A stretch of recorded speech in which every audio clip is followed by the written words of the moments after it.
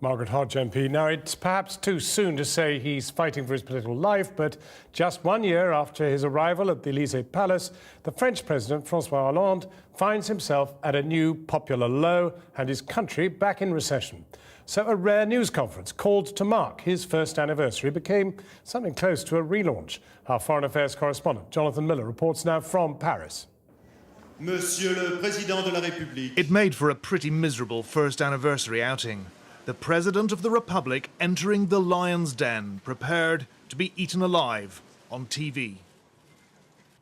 François Hollande spoke for 45 minutes, blaming recession on his inheritance, talking up his first year's performance. There will be no zigzag, he said, no U-turn. Lancer une initiative européenne.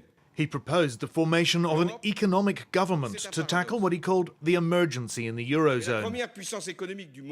Then it was time to face the press. One reporter asked whether he lived in an ivory tower and had lost touch with the people. Non, je ne pense pas que les Français se résument aux journalistes. I don't think journalists represent the French people, he quipped. D'abord, on ne cherche pas à être impopulaire.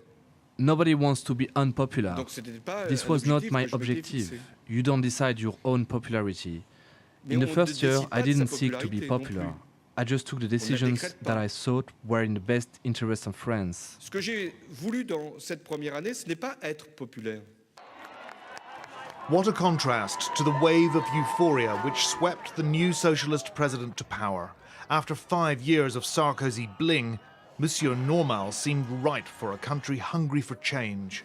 But within months, he was facing mass protest, accused of breaking his promises as unemployment rose and the economy flatlined.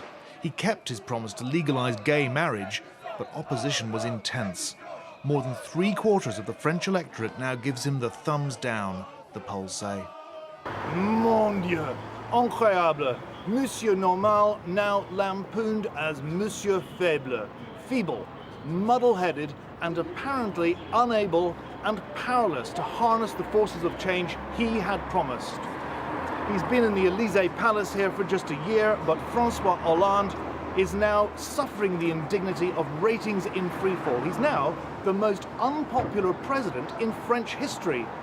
And with news of a double-dip recession, the national mood here is darkening. Today, Monsieur Hollande urged the French nation to hold its nerve. Most of Europe's in crisis, he said, not just us.